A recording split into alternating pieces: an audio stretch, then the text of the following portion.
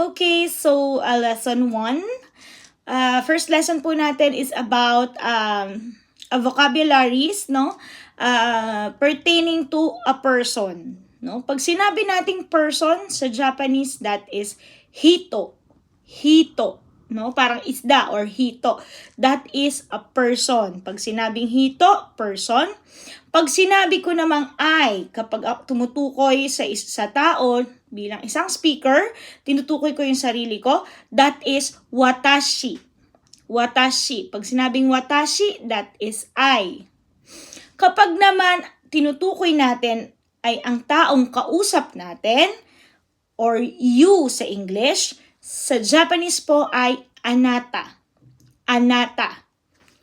I, watashi, you, anata.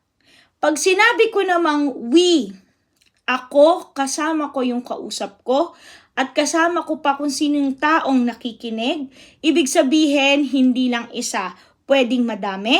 Isasama ko po yung sarili ko, lalagyan lang po natin ng tachi. I, watashi, plus tachi, ibig sabihin, we. Watashi, tachi. Means, we. Kasama yung speaker. Kapag sinabi naman nating you, kasama yung ibang tao, hindi kasama yung speaker, that is anata, which is you, plus tachi. Anata, tachi. Ibig sabihin, hindi kasama yung speaker, kundi yung taong kinakausap ko lang at ang mga taong nakapaligid sa kanya.